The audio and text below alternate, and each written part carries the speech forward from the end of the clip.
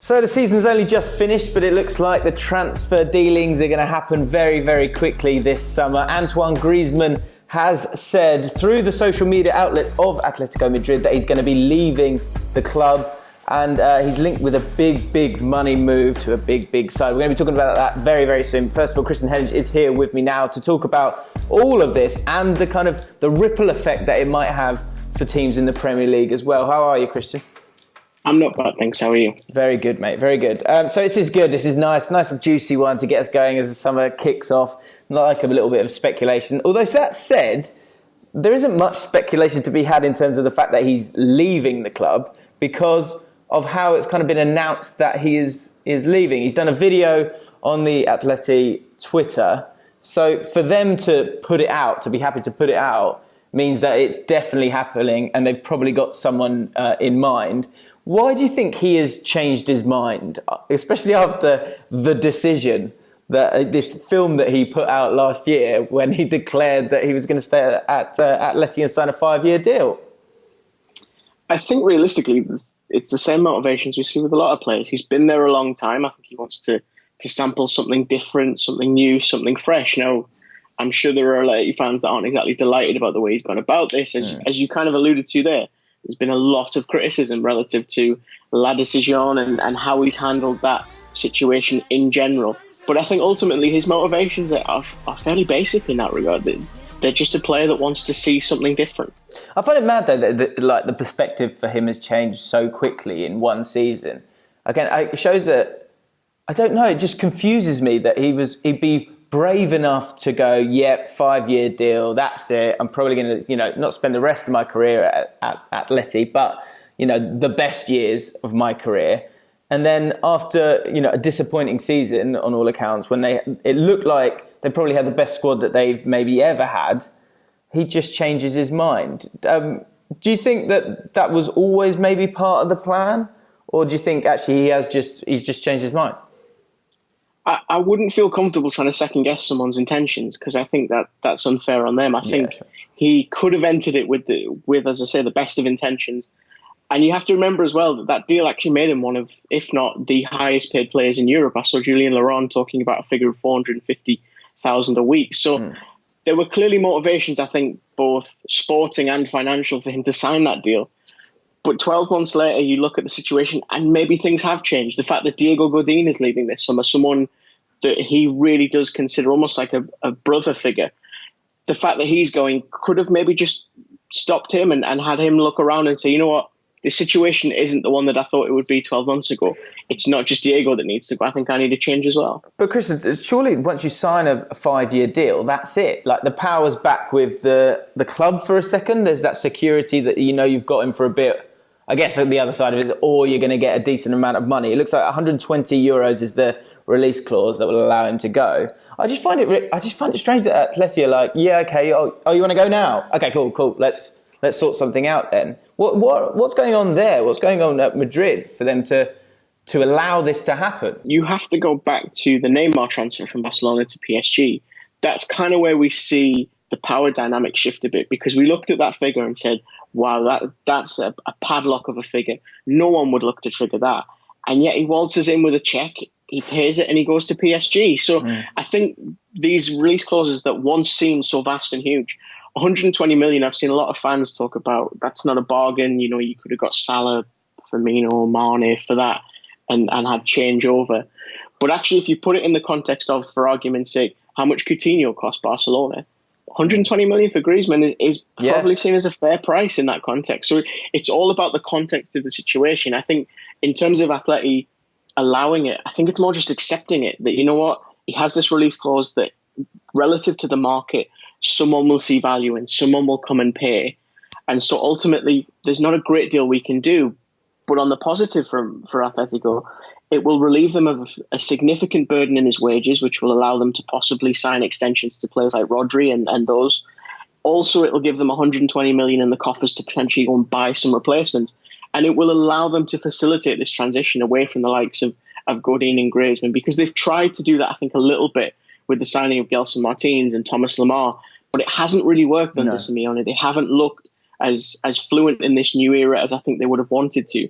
So now they can go back and say, okay, we've got financial clout behind us. What direction do we want to go in? Do we want to try and go back to what he was doing before, or do we want to really push forward into a new era?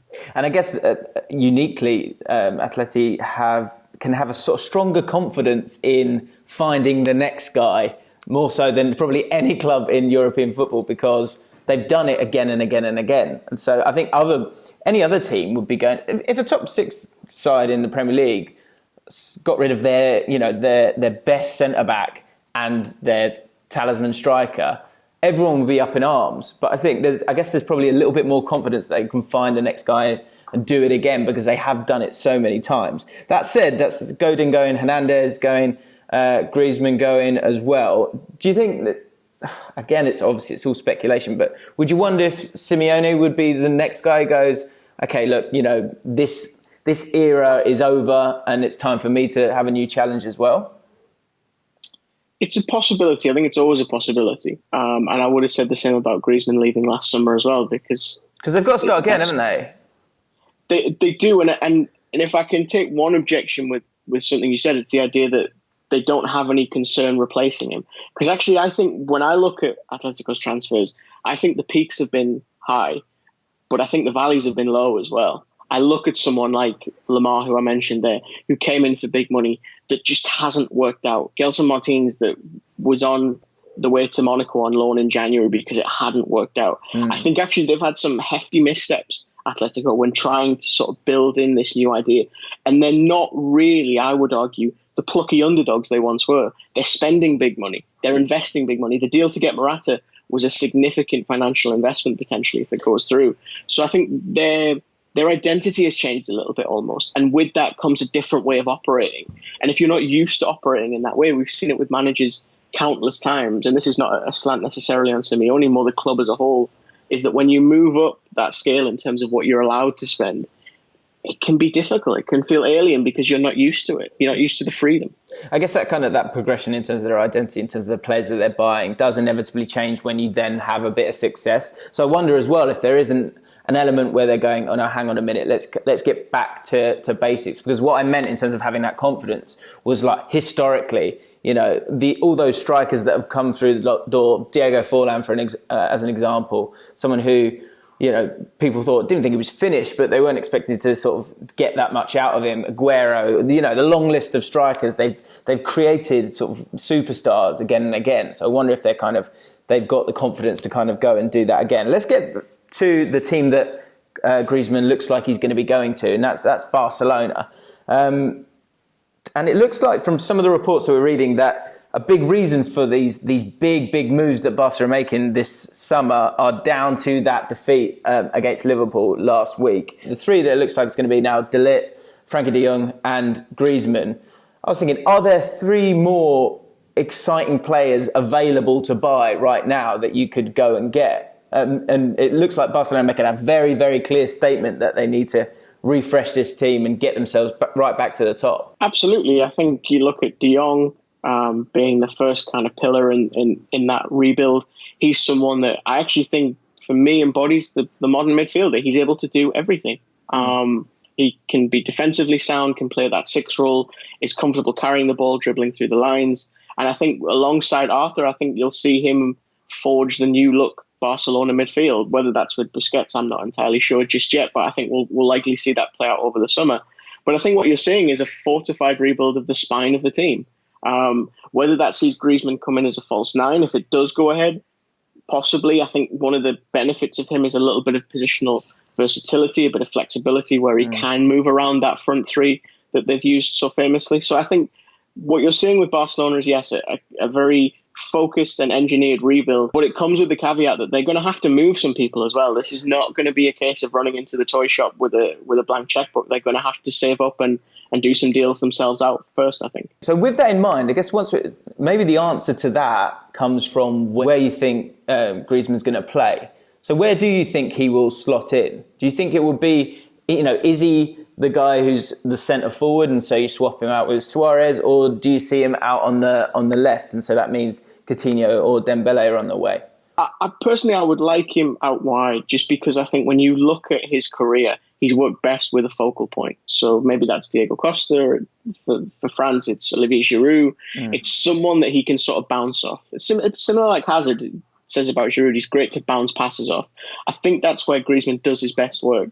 So I would want him in that position. I think you could try him at a false nine if you want. Like I say, he's got some versatility and flexibility to him. But I think if you're going to want the best out of him, I think personally, you've got to allow him to play out wide. And I also think, look, Messi has shown he can play false nine. To be fair, Messi can play anywhere he wants. Yeah. Well, do you know what? Actually, I wonder, can Messi still play? I mean, of course, he can still play out wide, but does he want to do all that hard work? It seems like he's a lot more sort of conservative with how he kind of uses his energy, because he wants to use it at the right time to win games for the team. So in a false nine role, that kind of works. But out wide, if you played Griezmann in that role, then he's going to have to do a lot more work. And I wonder if he's going to want to do that. Well, I think we saw that play out with Liverpool. It kind of descended into a training ground game between defence and attack. It was, okay, when Barcelona got the ball, get it quickly up to Suarez and Messi and just see what they can do. Kind of just throw it up in the air and hope they'll land on top of each other.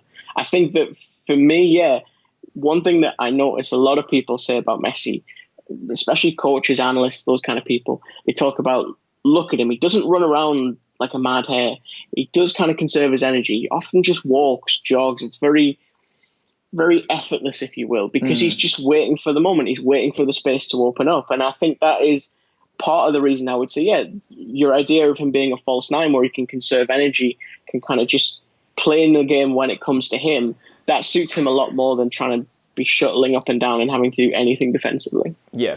In terms of the Premier League sides and how it could kind of affect them, I think, again, it's in terms of those three players coming in who might be on their way out. And a few of the people that are being spoken about, so I think there's Dembele, there's Coutinho, there's Umtiti, there's Rakitic. And in particular, I was thinking Umtiti and Rakitic would just be perfect for Arsenal, for Man United, maybe a bit more likely. Can you see any of those players moving to a Premier League club in terms of a sort of tactical fit? Well, Umtiti's already scored against Tottenham, so yeah, I'm sure he'll make a lot of friends at Arsenal if he was to join. Can they afford him though, I guess?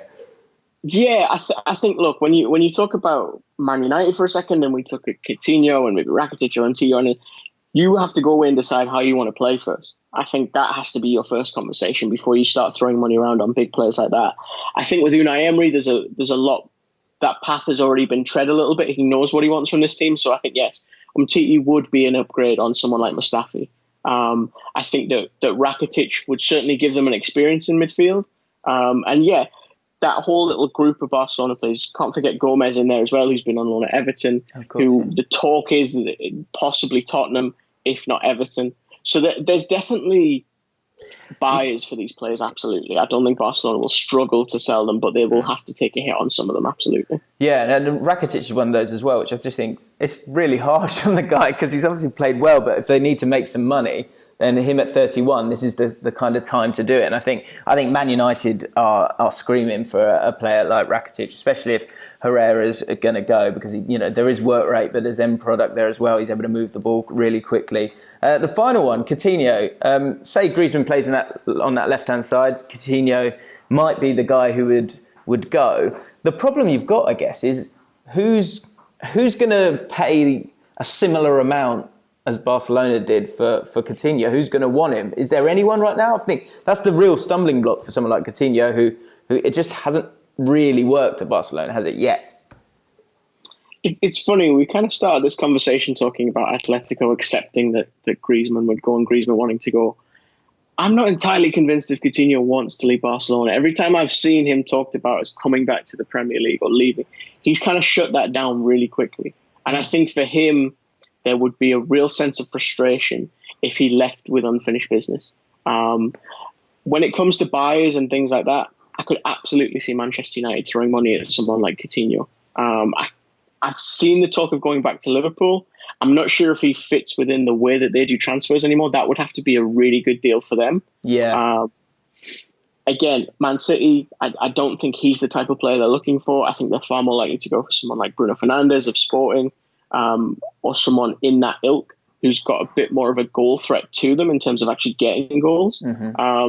So I think you do have a somewhat limited market for Coutinho, which is mad to say. But then I think we've seen this play out before. I remember when Wayne Rooney was leaving Manchester United, the talk was who's going to buy him because he just costs so much. That's a hefty financial investment you have to put into a player, irrespective of how they perform. So I think, the market is a little bit more limited for Coutinho, but it depends how much of a hit you're willing to take. That's the ultimate case whenever you're selling something. I think that's just the really not confusing thing, but it's something that seems to be happening more and more. These people, when they're flavour of the month, they're getting put on these contracts, and then things aren't working out, and then it's a new form of kind of struggling to shift someone, not because they're a bad player, but just because they're on such crazy wages and on such a long-term contract. Kristan, fantastic stuff as usual. Where can people find you if they want to sort of check out your writing or whatever? At Kheneage.